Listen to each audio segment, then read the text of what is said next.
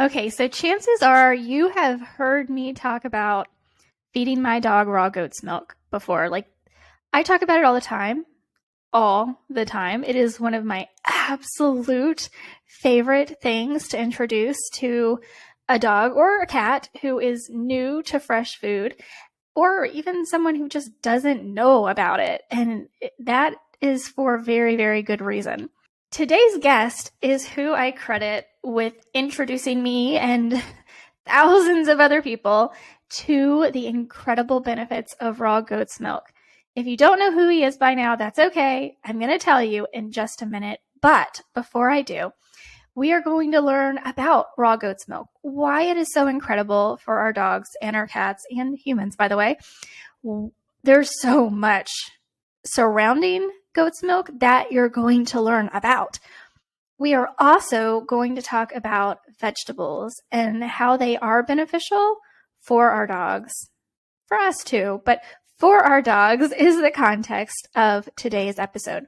So if you haven't figured it out already, today's guest is none other than Billy Hoekman. I am so excited to have him on the show today. And oh my goodness, we chit chat and we get caught up and talk about everything going on in his life, his family, his beautiful wife, beautiful daughter, his dog Huckleberry, and some of the challenges that he has actually faced with this new dog in his life, which is very interesting because fortunately for the world, Billy is such a science nerd, which I love.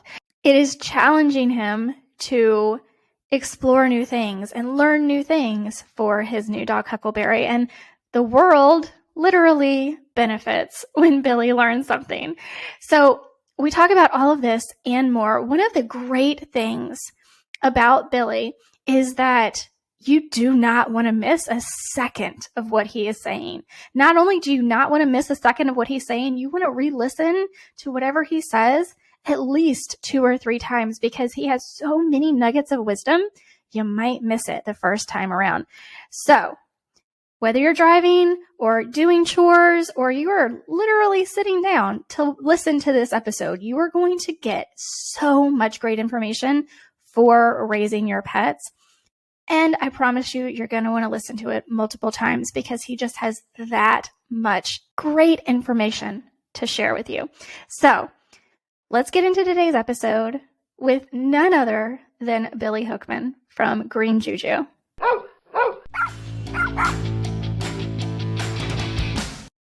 Have you tried training methods that just didn't work? Do you feel that your pet is not getting his or her nutritional needs met? Are illnesses and bad behavior your daily norm?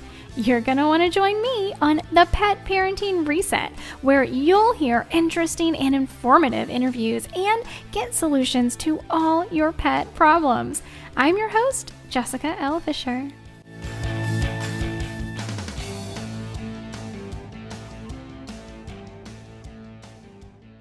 So that's where she currently exists. And like if we're playing Play-Doh, I'm like, you wanted to do this. I don't understand what, but she's generally really happy and she's starting to put sentences together. And, it's just a really fun experience. I know we're just trying to soak up as much, little Maple as possible because it's such a short time. And, you only get that first 5 years is I think it's just the most. I have a feeling, I don't know this, but I have a feeling it's going to be the best time of my life. And so, we're just trying to live that out. And her and Huckleberry are becoming fast best friends. And we're switching her bed soon. So I think it's going to be my dream is that they would sleep together. And I think that would be the cutest thing in the world. Right now, she sleeps with a stuffed pug that she calls Lua. So. Also adorable. Oh my gosh, no way. That is too cute. We told her it was Lua, and she has a blanket with pictures of Lua on it. And so she, so that is very cute, but it'll be even cuter when it's Huckleberry. So. Oh, I'm so glad I'm not the only person in the world that buys and uses those blankets that have your pet's pictures on them. Oh, well, I actually got it as a gift from Kelly, the owner of Green Juju. So right after I came on, because I had set up the job before I started on June 1st, but I had set up the job before Maple was born. And so that was on May 1st. So I think it was like in the middle of the month or something. But luckily, it was really nice because, I had a transition period of about a month. And so she was born on May 1st. And so I had the whole month to, live the most insane month of my life, which was, I'm always like, oh, I got the month off. But off is not an apt way to describe when you have a newborn baby, which is the most crazy. I swear, like a week after, every parent is like, what did we do? Like, why did we do this? Because it's so hard, but, everything's worth it for sure. So I bet it is. I kept thinking of things I wanted to talk to you about. And one of the things that I wanted to ask you was like, as a dog trainer specifically, I'm constantly confronted with people who are rehoming their dogs, or they're calling me because they're like, I need to make sure my dog isn't going to attack my baby, or we're going to get rid of the baby. So like how you manage that, how you manage being like a really good pet parent while also being a really good like human parent. And I'm like, yeah, that would be really interesting to ask Billy about. I mean, I don't know why. I guess with some dogs, you do have to kind of like worry about that thing. I would say with most dogs, I don't think you do. I think that unless you have a reactive dog or like an aggressive dog or something like that, I don't see why you would sort of think that they would be bad around the baby. I mean, I had a baby.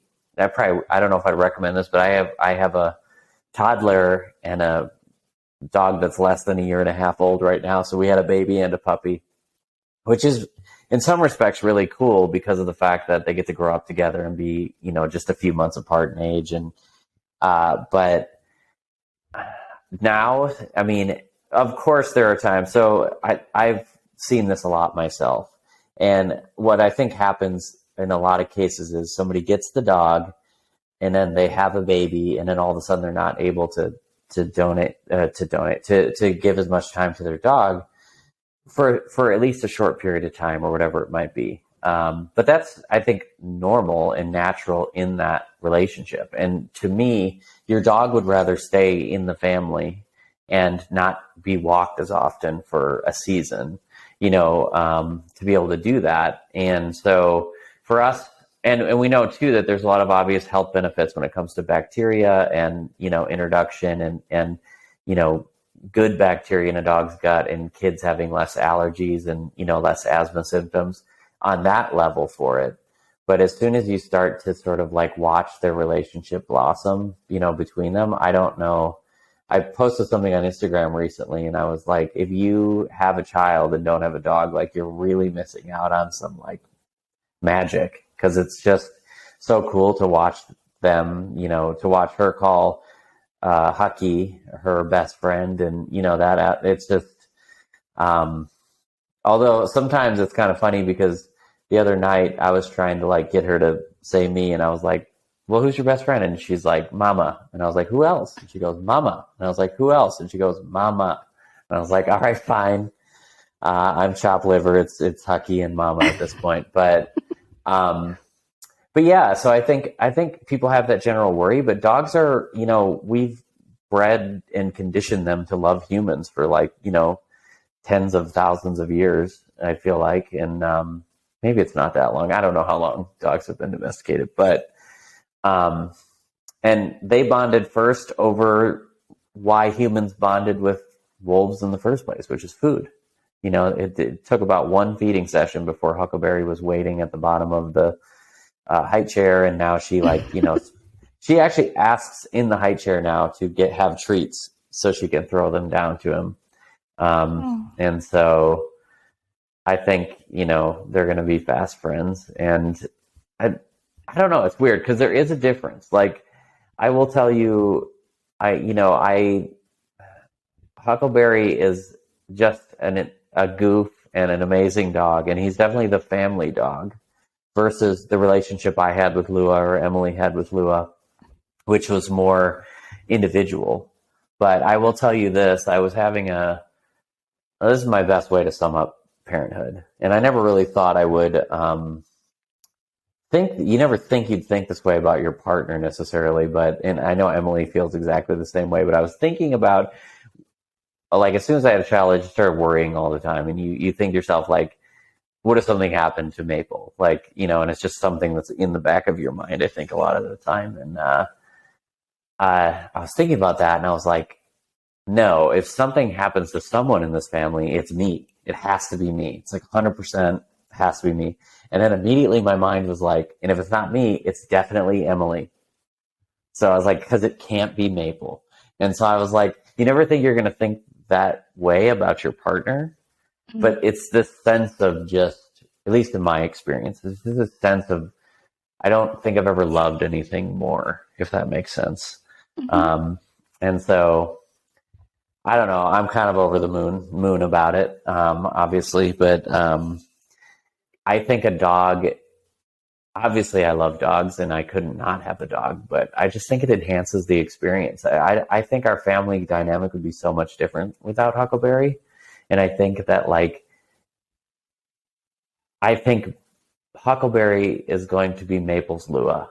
And I think that that's like an amazing, I'm kind of getting choked up talking about it, but I think that that's really amazing. And I never had any pets growing up. I never had a single dog or cat or anything like that. I think we might have had like a parakeet at one point, but, and so for me to be able to provide that for her, I think is just amazing. It is. And I'm glad you brought up Lua, because I was like, should I not bring up Lua? Because I think the whole world owes a huge debt of gratitude to Lua wherever she is right now, because she changed your life and she put you on this trajectory, right? Like, you're doing what you're doing because of her. I feel like. Yeah, she, it was interesting. Before I met Lua, I can't remember how old I was, maybe in my maybe 20, mid to early 20s, I can't remember. I turned 40 in April, so I'm a little bit frazzled about that. But no, I did a thing with Dr. Katie Woodley last night, and I made a joke about how I still have a lip ring and I'm about to turn 40, so I'm clearly trying to hold on to my youth over here. But no, I got her at a time in my life when I didn't really have I didn't really have any direction, and I didn't really have. I was one of those people that just didn't know what they wanted, so they weren't really passionate about much of anything. And so when she actually passed away, she passed away in August, and then so we did. It was actually her mind that gave out, so it was not. She went on, a couple months before that, she went on a 5-mile hike. Like, she was in very good shape. But, it was a slight, sort of like the story of the slight cognitive decline. And then all of a sudden they kind of hit a wall. And so we had someone come into the house, and Emily was holding her, and, we were all there. And it was, so Lua passed away. And then, so I actually knew I wanted to take her back to my family's. My sister lives on 80 acres in Wisconsin. So I actually wrapped her up and put her in my chest freezer, and then went to Super Zoo for like a week, which was actually a really good experience because people understood, a little bit about what I was going through there. And then when we came back, we actually drove to Wisconsin with a 4-month-old baby, and Lua in a cooler in the back, all the way to Wisconsin so we could bury her, because I wanted her to be she's buried in her favorite spot on my sister's land. And now you can see, like, she's got a little stone there, but the grass has grown over, where she's actually buried.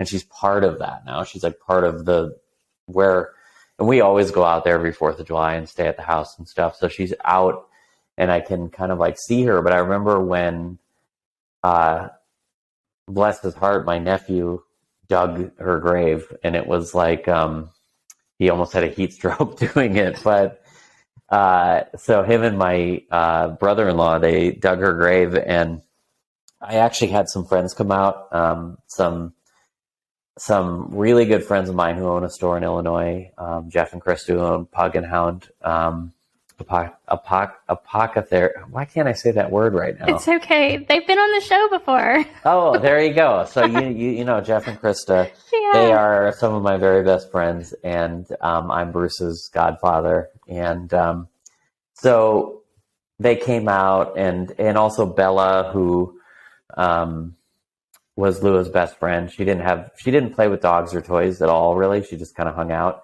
But Bella, who's a black pug who passed away last year, was like her best friend. So Bella was there, and my friends, Bella's people were there. But I tell this story to say that I was walking back with my brother-in-law to actually get Lua. And I said, a lot of people wouldn't do this for a dog. And he said, it's not an understatement to say that this dog saved your life. So it was a very, and I would say that's 100% true. Because like I said, I was very directionless.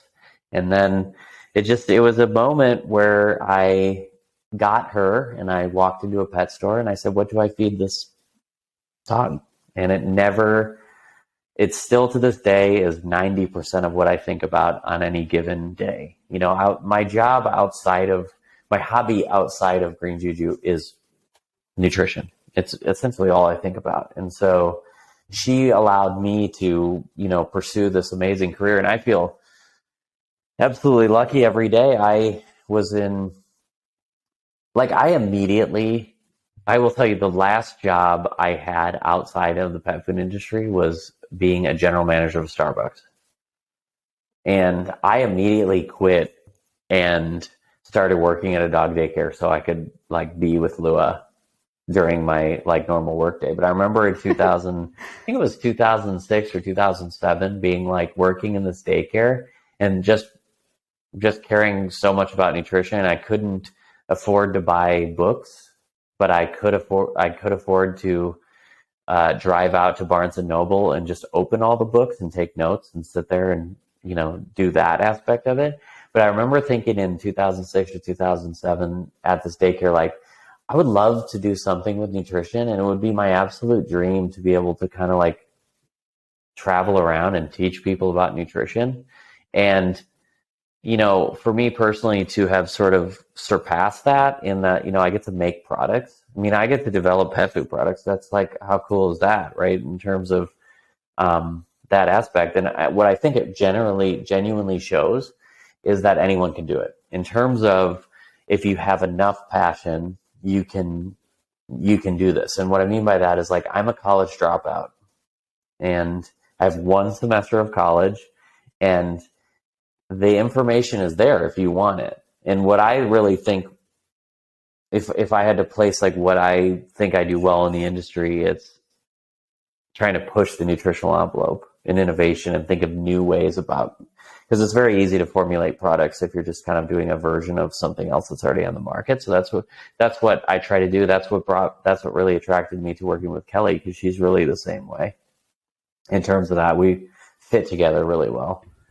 Yeah, I'm glad that story went on a little while because I needed to compose myself. I was so crying. Don't cry, Jessica, don't cry. Because it is so emotional. I care about, more often than not, I feel not being a parent, I care about my pets more than I care about myself, which is silly. I have to care for myself to be able to care for them, right? I get all that. But yeah, it's so emotional to think about what happens and the pets we've lost. And I'm just so grateful. And I know the world is really, truly for Lua for helping you down this path.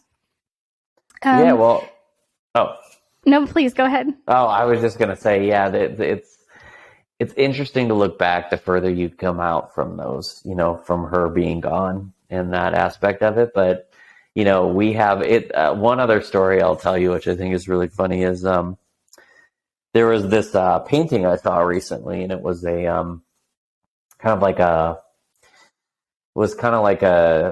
snowy cabin, and there was a family around a fire in the front of it. And I know the artist, and the artist had already done this beautiful picture of Lua that she painted a long time ago.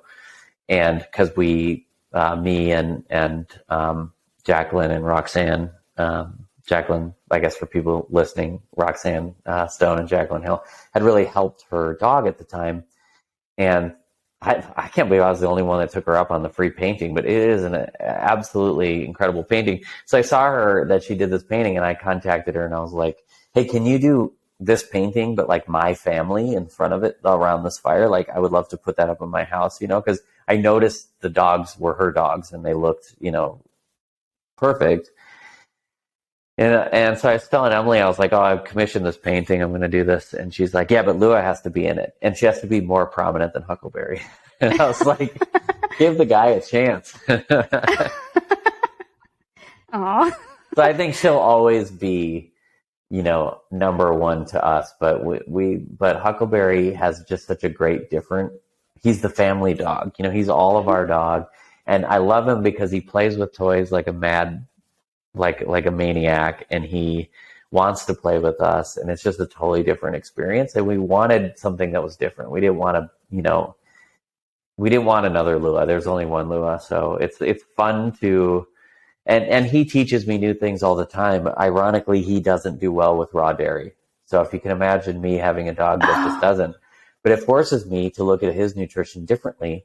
And I had to sort of like take a protocol that I'd been used to doing and do it without dairy. And I learned a lot through doing that. And so I think, he's the right dog at the right time.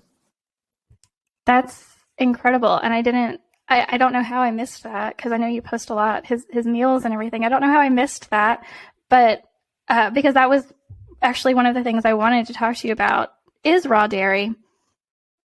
Because, so it's been a number of years ago now, my dog was eating a food that people know you for.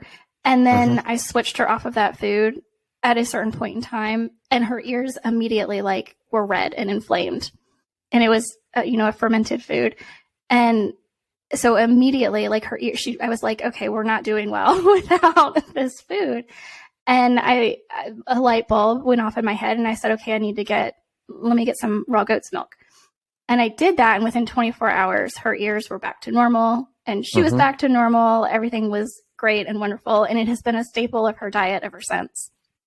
So it's like one of my go-tos. Whenever I'm talking to anyone, I'm like, well, we need to get raw goat's milk in your dog's diet. And I know that like you were just saying, it's such a staple for everything you've done up until apparently Huckleberry. But yeah, for me, it's just a go-to, we need this. And even a lot of dogs who do have dairy sensitivities, a lot of times still can have raw milk, because it's the pasteurized milk that they really are having the sensitivities to, is what I'm seeing. And there are so many different things we can do. I know you have different protocols to even be able to ferment the raw goat's milk that we get, from Green Juju, which is incredible. A couple of the questions I had for you about raw goat's milk is why? I'm sure there's a very long explanation, but why it's so incredible. It's it's like a perfect food source, right? And why it's so incredible, why dogs do so well on it, and why. So one of the things that I have recently been learning with TCVM, with traditional Chinese veterinary medicine, is that warm milk is thought to calm the spirit and relieve anxiety. So one of the things I wanted to ask you is if there is a way to warm the raw goat's milk without destroying any nutritional properties.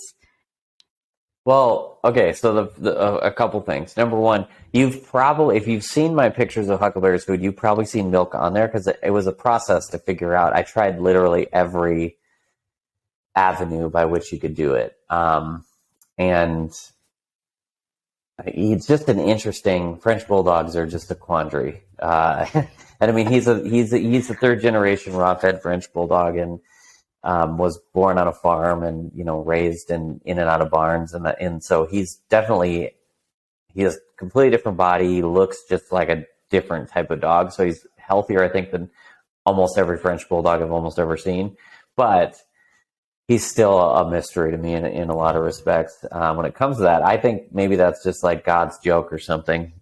giving me the dog without that doesn't do well on dairy, because it's a very, very rare situation when a dog can't do raw dairy.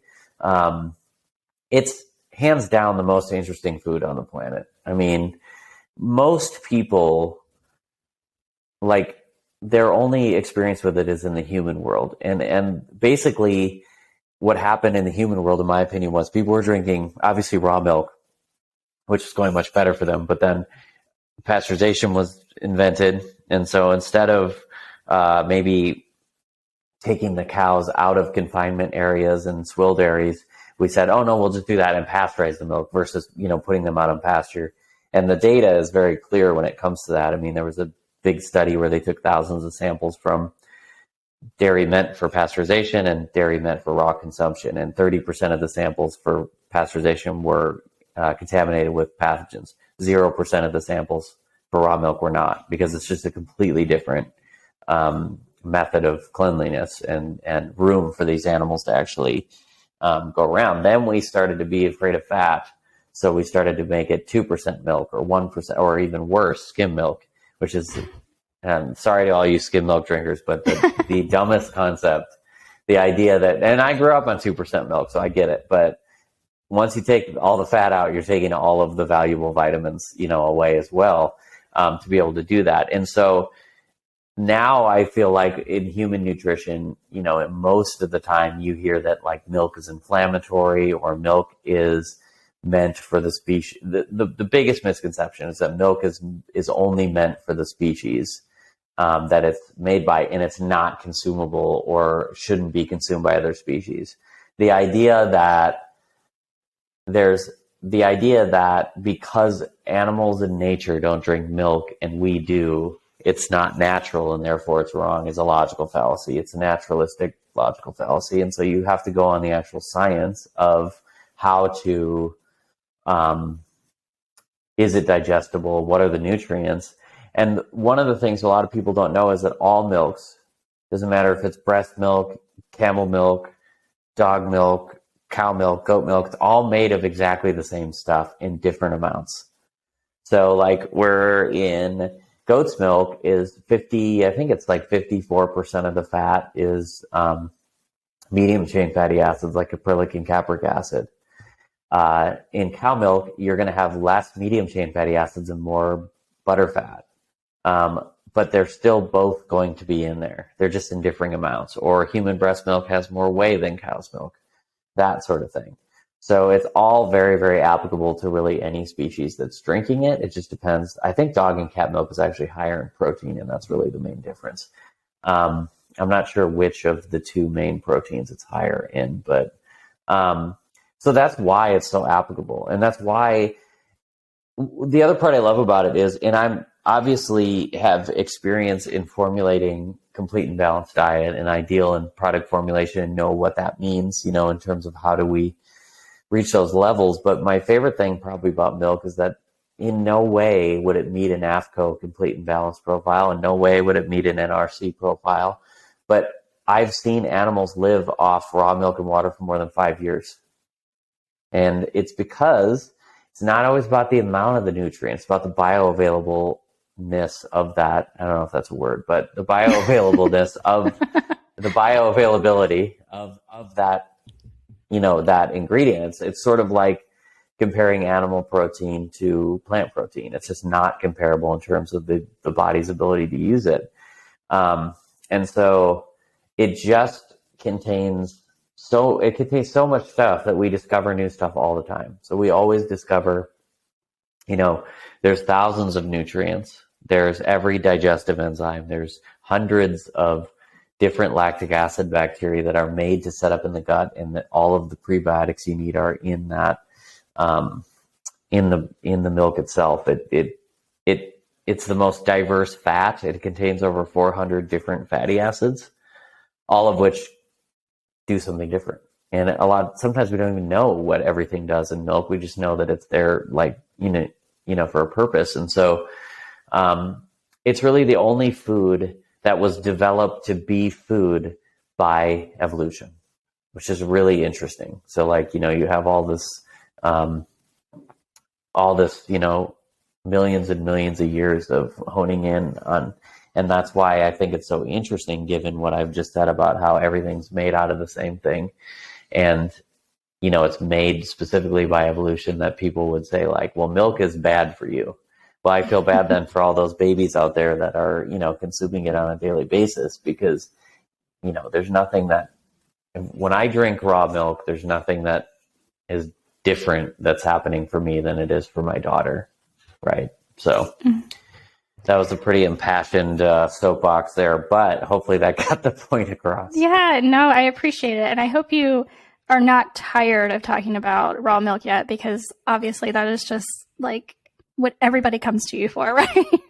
True. And when we got the ability to release it with Green Juju, it was just such a cool thing. I don't think we knew we were going to do that, but we work with the best farmers in the world. And, it's just the other really cool thing that we were able to do there was sort of marry the best quality, because, all of our milk we sell it for pets, which is a good distinction to make. But we go through so basically in the state of Pennsylvania, there's two certifications. There's pet certification, which is basically like nothing to most degree.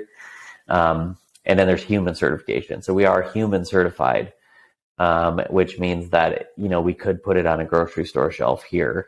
I live in a state where actually on the way home here, I'm going to go to this little corner market and they have raw milk right on the shelf. And so,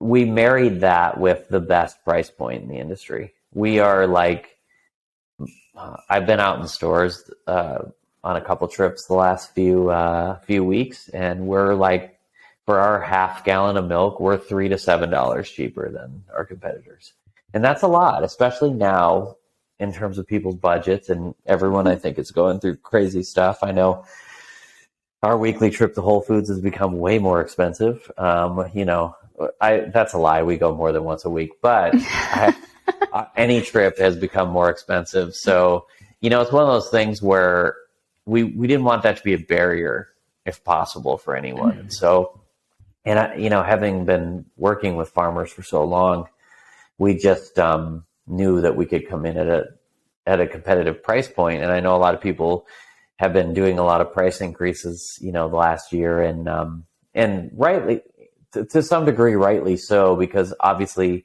the manufacturer's cost goes up. However, we really do our best to keep the prices in reach to everyone. So, yeah. So I personally switched to Green Juju goat's milk for my dog, and I order cases at a time, because I don't like constantly making trips to the pet store. I'm just like, give me a case and I'll be back in a while. But one of the questions I had was like, is there benefit in rotating? Like, maybe that's an unfair question to ask you, considering you are a representative for Green Juju, but is there a benefit in rotating brands because you're going to be feeding milk from different goats that maybe feed on different things, or I don't know. Does that make sense? Yeah, you're actually sort of self-rotating when you even just use our product, because it depends. I mean, that's what the other thing that's so interesting about milk is. You can look at the nutritional profile. It's going to be different for that goat, depending on when was the milk. Typically there's a few farmers who have figured out it's really hard to do winter milk when it comes to goats. Like, they just have a typical cycle of getting pregnant in the spring, and then they milk through about late fall, and then they freshen, which means they have a break, right? And then they continue that cycle over again. It's pretty similar to nature, except they're just milking longer. But so it really depends what season, when you get your case of milk, that could be multiple days of, when we filled that up, because we're doing it in smaller batches. So that will be a bunch of different goats, their milk is commingled together. What did all those goats, each individual goat ate something different that day? Did they eat a majority of the organic feed we do? Did they do more of the forage part of it? Were they outside longer that day, for vitamin D content and that kind of thing? Were they, eating hay? In the winter, they eat a lot of hay versus, that part of it. What farm were they on? What is the soil like? So you're really doing a lot of rotating between those things there. And also, I will say too, one of the things we don't talk about enough, because I was funny because I was in a store and this just occurred to me. I was like, oh yeah, this is the case. And the sales rep from the distributor was like, that's amazing. You should tell everyone that. And I was like, oh, that actually makes sense. So the thing that really sets us apart in the industry from any other product is, so our milk parlor is in a barn. That's not exactly what sets us apart, but it's a very small scale operation, and the goats are milked. When we order milk at like 4 or 5 in the morning, it's delivered about an hour or two later and immediately put into bottles. And that is completely unique to what Green Juju is doing. Most milks are at least a day in the tank and then even longer than that. And ours are easily the freshest, which helps to sort of preserve nutrient content. So, the nutrition side of me says, I'm happy if people want to, people rotate foods all the time, that aspect of it. And so whatever works best for the dog, I don't think that's necessarily a bad idea. But I do think if people did want to, stick with Green Juju, I do think that's one of the cool things about milk. You're getting the seasonality between all of those different things. And in our case too, you're supporting about 8 small family farms, and allowing them to, maintain their dream of being farmers full time and supporting their many, many kids because they're Amish. So, yeah, well, I do think we do need to support our farmers so much more than we do. I am constantly telling my husband, like, we should just go to the farmer's market and buy meat. Like, that's where we need to go. But so you kind of touched on something that I actually did want to ask you very selfishly. I went into my pet store yesterday and I picked up an order of a bunch of the greens, all the blends, the just greens and the Bailey's blend and everything. And I was like looking through and I'm like, why there's no Green Juju goat's milk out? What's going on? And they were like, yeah, we haven't been able to get it. And I was like, okay, well, I mean, I'm okay right now. So I wasn't like too terribly concerned. Mm-hmm.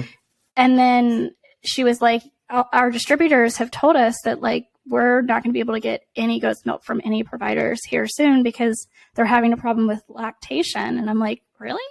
And you said something about like the winter, and that makes sense, I guess. But I'm like, is this an issue? Is this something that we know about?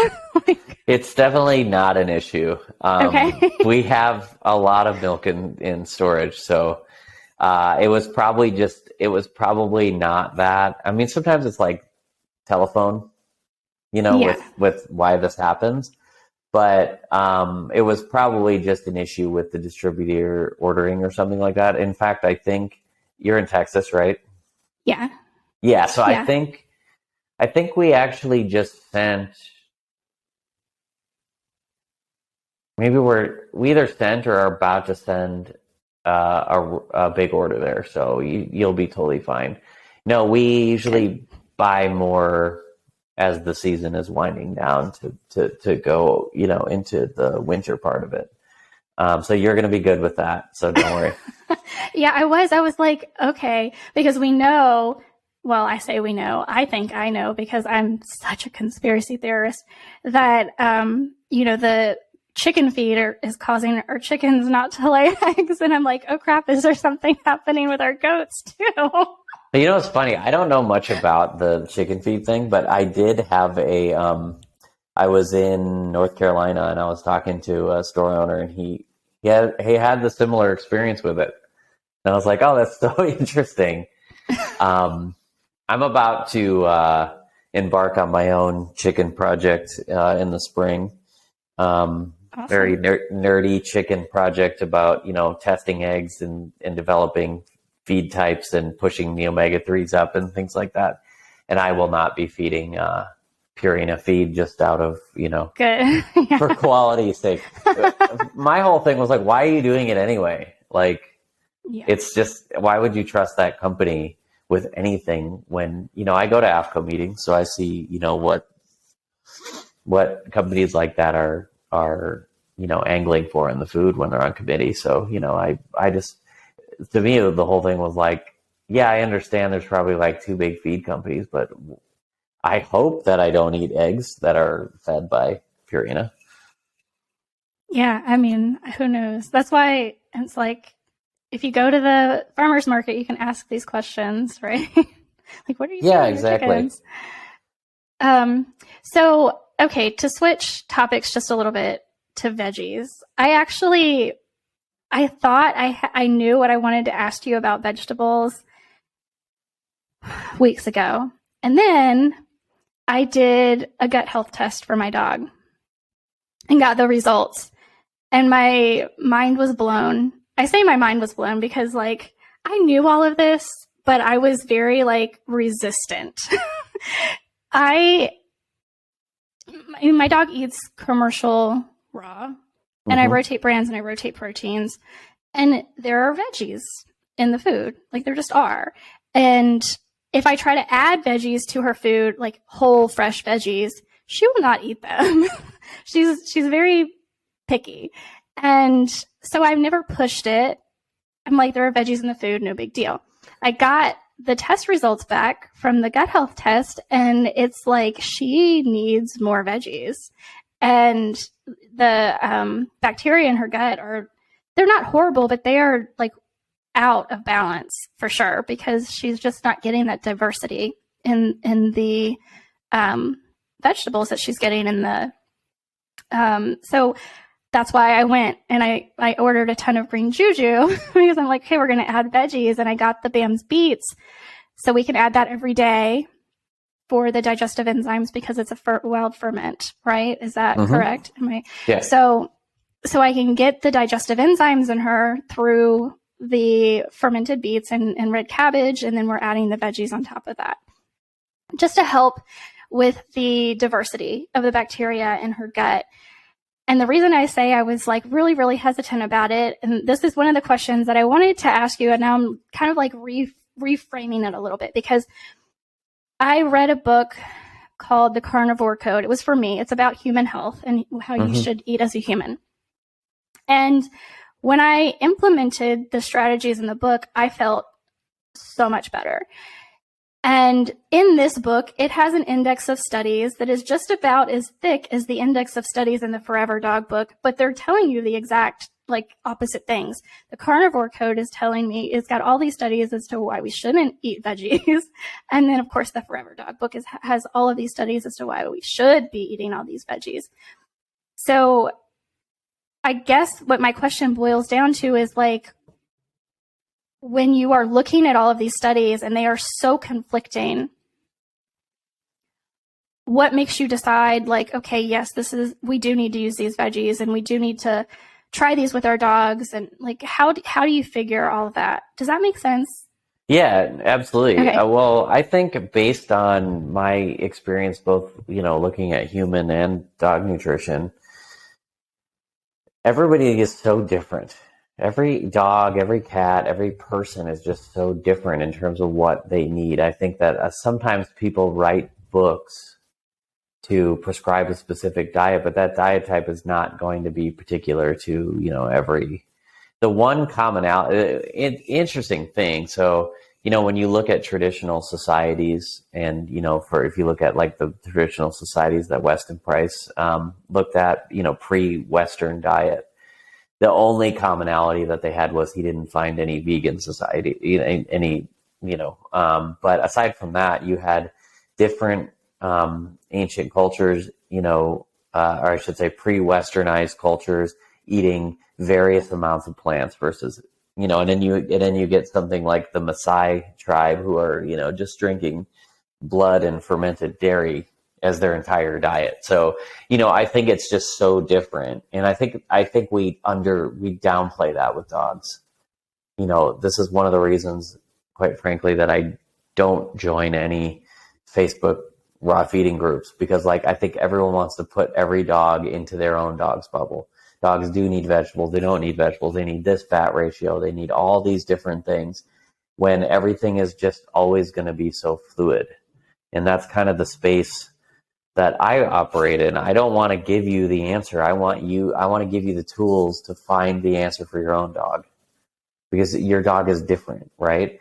Now, when you did the microbiome test, was that the animal biome test? Yeah. So I will tell you right now, is a little interesting. We have a big announcement coming with the animal biome next week. We're going to be doing some really cool data collecting and some really cool stuff with that. And it all centers around the fact that, I was at the Holistic Vet Conference last year in Florida, and they did a presentation, and they found exactly, I smiled when you were talking, because they found exactly what you said. Dogs fed raw diets don't have a diverse enough microbiome. That is absolutely true.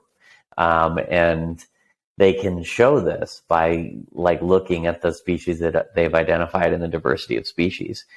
And immediately clicked in my mind, oh, that's perfect for us, in terms of we're, rotating between all three of our products. You get 17 different plants into your dog's diet. And that's enough right there. You don't even need to worry about it on top of that. And so I think we need to take in as much information as we possibly can, and then see what works for our dog or cat. And then, because, you could also go down a rabbit hole of who does this research, why do they do the research, that you have to go back. If you want to look at studies with food, a lot of times you have to go really far back, back to the 1950s. And, so it sort of depends. It's sort of good example of that. I eat a ton of animal products. So every morning for breakfast, I have fermented raw yogurt and 3 raw egg yolks and cod liver oil.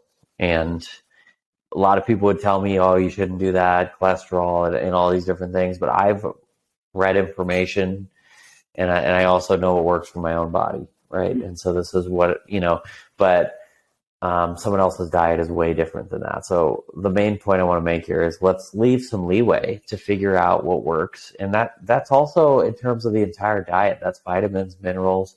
We don't need to, I think that there's a limit on what we can know. And, another comment that I hear a lot from people who are in groups that I was talking about is, people put a diet on and be like, oh, well, that's deficient in this and it's not deficient in this. Well, maybe, but it also depends completely on how that animal was raised. Here's a good example of that. If you go to the USDA database for eggs and vitamin D, you're going to find that that's about 6% of a human RDA, vitamin D. And that's what a lot of those formulation softwares are built off of. But when you do dig a little bit deeper and do look into the studies of pasture-raised eggs, you find that on average, a pasture-raised egg has 6 times the amount of vitamin D. So that's a significant amount of vitamin D to the total overall formulation for me, or huckleberry or something like that. And so we need to dig. And that can be said about all those vitamins. So I think we need to sort of dig a little bit deeper and figure out what works. And that goes back to the milk thing I was talking about as well. When it comes to milk, is not going to meet any specific nutritional profiles, but it is the most complete food on the planet. So hopefully that is somewhat of an answer. I will say the case is now closed on vegetables. It was a thing. People used to say, well, dogs don't need vegetables. Need is another word that I don't really like, because what my dog needs in order to be healthy, the example I bring up a lot is, if a senior dog does way better on Lewis Golden Paste, the turmeric, then if that dog can then jump on the bed, can run around more, then I would argue that that dog needs curcumin, that is a needed nutrient. It's essential at that point. And you could say that about, imagine how many nutrients are in this. It's not just the small amount that AFCA's measuring. So, yeah, I would just say, I wish in our little neck of the woods here in the nutrition side of things that people would be more okay with, this is what I do, and I'm okay with the fact that you do something different. Yeah, that's so true. And I appreciate that you said that, because it is very, like, our dogs are individuals just in the same way we're individuals. So like what works for me isn't going to work for my husband, or isn't going to work for you necessarily. And I think if we can relate it to ourselves, we can understand it. A lot of people can understand it a little bit better if they can relate something to themselves versus their pets. Me, I'm the opposite. Like if I understand it for my pet, then I'm like, oh wait, this might work for me too. But most people, I think, are the opposite. They need to find it out. They need to figure it out for themselves, and then they can kind of figure it out for their pets. But yeah, so I was really like, I think I heard you say this the other night, that raw fed dogs especially need more variety in plants. And I was like, why am I all of a sudden hearing this everywhere? Because it is true, I guess. But why do you think that is? And what is that in comparison to?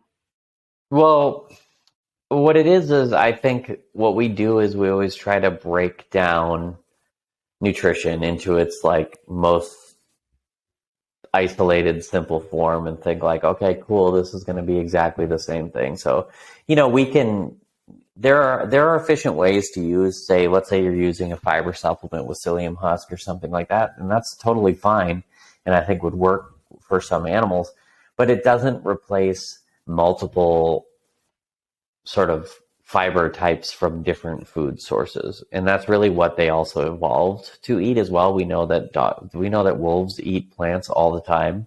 Obviously they're carnivores and they still eat, majority of their calories, because calories are much greater in animals than they are in plants typically. But we know that they're getting this diversity of fiber through those things. And we know that, so there's just a big difference in terms of, again, that diversity between, say, you did the 17 plants, and then you're getting, your broccoli, your kale, your dandelion greens, and the other thing we don't think about, which, this is just speculation, but it also, obviously whole foods aren't a fiber supplement. They have different benefits as well. So it's, you're getting the antioxidants, you're getting the vitamins and minerals, so food is always a system. So we don't even know how the minerals or the vitamins or the antioxidants affect how fiber, we don't know if they affect how fiber is processed in the gut. But that's why for me, I always revert back to nature, because that's fiber in its most sort of primitive, like whole food form. And so I think when we don't know something, the best thing to do is go back to what we sort of do know. But I think a lot of that is coming out of not only us talking about that because of some of the stuff Animal Biome's doing, but we also know this is true in humans as well. There's actually studies that show that it doesn't mean that, like in a dog, I'm not claiming that dogs need a majority of their calories to come from plants. It still should be a smaller amount, but it should be a diversity of it. And it's the same thing with people. I think it was the one study that I'm thinking about showed like 30 different, a diversity of 30 different plants had a big effect on how the microbiome functioned, which I'm guilty of, because I know that we cook at home most of the time, but with a young child, it's like you make what you can. And so a lot of times our side is just a large amount of steamed broccoli with raw butter on it, which is delicious. And it is very full of fiber, but it's only one food, and so there's other things I eat. But the lucky thing is we can do it a little bit easier with our dogs, because our dogs really have no choice, in terms of, they don't get like, lured in by the Oreos at Target like I do. So it's, one of those things. Oh, is that your weakness too? It is. And actually they just released, I don't know if you're an Oreo person and have that weakness, they just released one called the Most Oreo, which is like, is it like 3 times the cream or something? Yeah, and the cream itself is like ground up Oreos in the cream. Oh, I did I'm not sorry, need to know that. I know, I'm sorry I did this to you. They are absolutely incredible. I'm a big 90-10 sort of person. I think we're trying to teach Maple that too. Like, eat healthy foods most of the time, but just enjoy the ones that aren't, because you've got to live your life.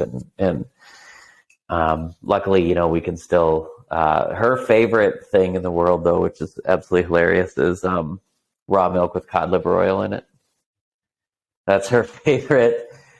She didn't like chocolate milk, but she liked raw milk with cod. She loves raw milk with, yeah. I bought her raw chocolate. It was raw chocolate. It was raw milk with cocoa powder and maple syrup. It's delicious. This local farm I do has it. And she did not like that. She likes raw milk with cod liver oil in it, because that's what she gets every day. Well, I mean, good for her, because like, I often wish that my parents had done stuff like that for me, because it wouldn't be so hard now.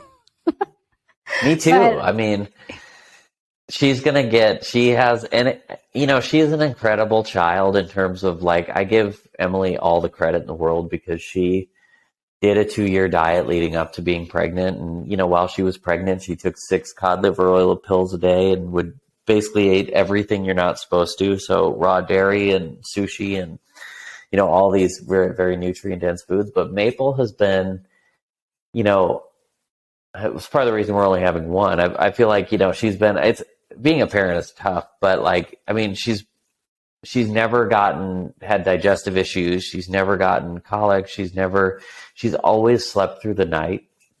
Like, even now, she goes to bed at 8 and wakes up at about 9 or 9:30 every single day.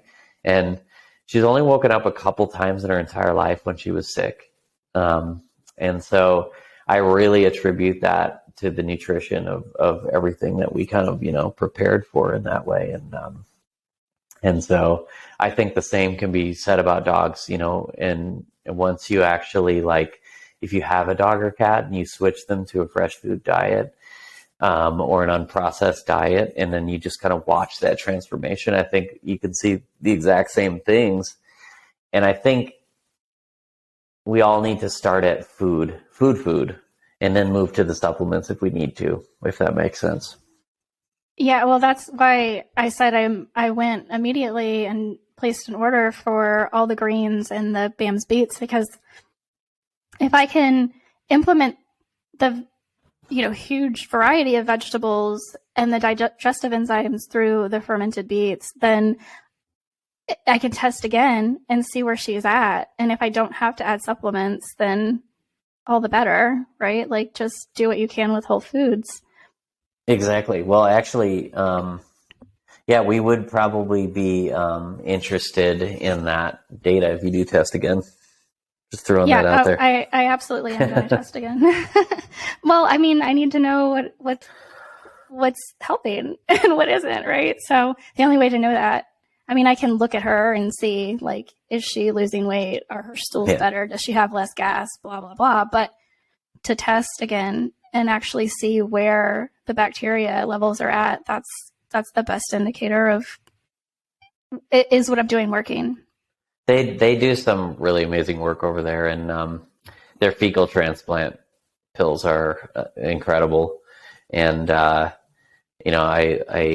have told this story before, but I was so excited to tell Holly, the head scientist over there, that I try to, when people email me all the time about fermenting the milk, because we have a video on our website that shows how to do that.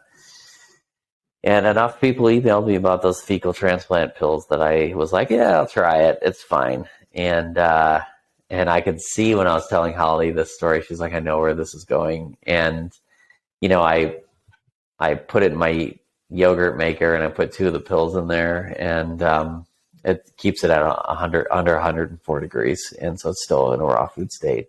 And I remember putting the pills in and being like, oh, this is just poop though. Like, this doesn't seem like a good idea. So I fermented it. I fermented it in there, and 7 hours. So I was going to do 24 hours at 100 degrees, which is pretty standard. And after, I kept noticing the lid kept coming off because the bacteria start breathing and they start coming off. It's not uncommon with like my yogurt and stuff like that. And I kept pushing it back on, and then I told Emily, I was like, I'm going to go check this out. And she heard me in the other room say, this is a mistake. No one should do this. And it worked really well. Those capsules are full of viable bacteria because, I kid you not, in 7 hours, it turned to poop cheese and was the grossest thing you've ever seen in your life. It smelled very bad. It smelled like you can imagine. And the whey had completely separated, and it was actually hard cheese. And I've never seen anything like that. And I tell people, like, it works, but don't do it. And I told Holly that, and she was like, I'm trying that. And I was like, at your own peril. But it just goes to show you that it's a great way to confirm whether your probiotic actually works is stick it in the milk and let it grow. And if it grows, then it's not just a powder. It's actually, the stuff you want. Yeah, I've used the FMT capsules for my cats, but not my dog. So we'll see how things go after I test her again, because of, they always recommend them. Yeah, always. Kelly has done that several times, I think, with BAM, and has gotten really, really good results with that. So, awesome. We're excited to work with them on our big upcoming project. So, awesome! I'm excited to learn more about it too. So oh my goodness, we're already in an hour. Thank you so much. I appreciate you. I did have one other question, if you don't mind. Yeah, no problem. Remember at some point in time, you were talking about a muscle wasting protocol that you had developed. And I have gone back through like every video I can find on Facebook, and I haven't found it. And I'm like, I know I don't even remember who you were talking to. But I was very interested in it, especially because I don't have any carpeting in my house. So I'm like, as my dog ages, she's 9 now. I'm like, I need to know this. Like, I need to tuck this information away in the back of my head. Yeah, I'm trying to think of it too. I'm trying to think of like what you're sending me way back in time here. I'm trying to think about what that protocol even was. I mean, I did definitely give you some ideas when it comes to that, just in general. But you know what? I don't know offhand what that was, because I remember we did an initial round of health protocols, and then we did I did like the rest of them, like half the half of the next batch. And I'm trying to think, honestly, I don't know. So sorry about that. I apologize. That's okay. But I will say, one of the best things, as dogs grow older and they're dealing with, losing muscle mass and even, clinically dealing with something like that, my number one go-to is bone broth, large amounts of bone broth. Yes. And that's because everything in bone broth is in free amino acid form, which means it's more usable than just eating meat. And the kidneys don't have to filter out any waste in that process. And so, like, I even get my dog ready, like, he's 25 pounds. I do 6 ounces of the bison bone broth every day. So it's only 6 grams of protein, but those grams of protein are much more efficient. And especially in senior dogs, the more you can do that, the more you can sort of reduce their need for protein because they're getting the efficient source of it. So like eggs is another good one, which eggs are the most bioavailable protein. So on the protein scale, they're 100 and everything else is below them. They are the standard. So that's another really good one. And then obviously you can just kind of like put those into the diet. How I feed Huckleberry, typically he gets like 2 to 4 egg yolks a day with his food, and I just put that into the amount of calories. And it just depends on what you want to do with whether it's if you're dealing with what you're talking about, I would do the whole egg because you want the protein from obviously both the yolk and the white. And the white is where a majority of the protein in an egg actually is. Okay. So I think it's like 4 out of the 6 grams, it's like 4 point something in there. So I think you could just build a pretty standard diet and do a lot of bone broth and a lot of, and then some eggs, and you could see a pretty big difference there.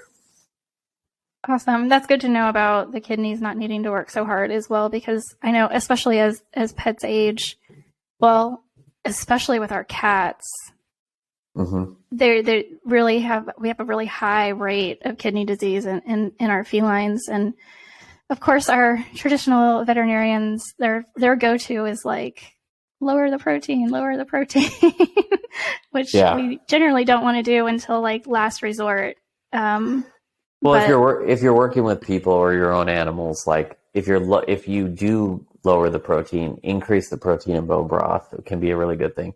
Milk is also a good thing. I mean, I'm a big advocate of when nature makes food like eggs and milk and things like that, it puts it in a ton of moisture. And so I'm a big advocate too of younger dogs. You know, if I could feed Huckleberry milk, he would be getting milk as like at least a quarter of his diet, just generally moving forward forever, right? That's one of the things that, you know, I think why obviously Lua was so healthy. I mean, the last year of her life, I was fermenting raw colostrum for her. And that was like the mainstay of her diet. I think that gave her, you know, a lot more time with us. And so just even starting that with any, you know, and we do bison and duck. The bison broth is my favorite just because it's really nice and thick and has, you know, you can see the collagen in it. The quality is, you know, unlike anything else in the pet food industry. Oh, and then the other thing is if you ever want to like something to address, there's a full class on Judy Morgan's site, but something to just address because we're talking about bone broth. There is no such thing as fermented bone broth. So I say that in any product that has that is, say, fermented bone broth, there's just a fermented element to it. You're just adding fermentation to broth. You're not actually fermenting the broth. That would be cultures do become proteolytic, which means that they process protein and turn it into usable carbohydrates, but that's not going to happen typically in this case. So one of the cool things is we have a 20-ounce pouch of bison broth. You can add in, say, an ounce of any fermented liquid, be it kombucha or, you know, sauerkraut juice or anything like that, and shake it up, and now you have your own fermented bison broth product. So that's kind of a little hack you can do at any time. Awesome. Well, I appreciate that so much because I'm always a student. So thank you. Yeah, absolutely. And I did want to say too, I really enjoyed hanging out with you and your husband in Vegas. That was pretty fun. Yeah, I didn't want to take up much of your time because there were just so many people there. And quite honestly, I'm such an introvert that I really have a hard time like going up and meeting new people anyway. I'm like, no, they're not going to like me. I'm like, I pretend when I do my podcast. I just pretend to be somebody else. But really, yeah, no, I am such an introvert, and it was really awesome to meet you as well, and hopefully see you at more events this year. Thank you so much for listening to today's episode. Make sure that you're following the show so you never miss an episode, and please take a moment to rate the show on your podcast app. I'd also love it if you'd share this podcast with your friends and family so that they can benefit from the information to help their pets live long, happy lives too. Don't forget to take advantage of this special discount as a listener today and get access to over 100 online videos and my online dog training, The Furry Family Coach. Just go to thefurryfamilycoach.com and use code PODCAST at checkout to get your first month for only $7. That's thefurryfamilycoach.com and use code PODCAST at checkout to get your first month for only $7. I can't wait to have you join and see you on the inside.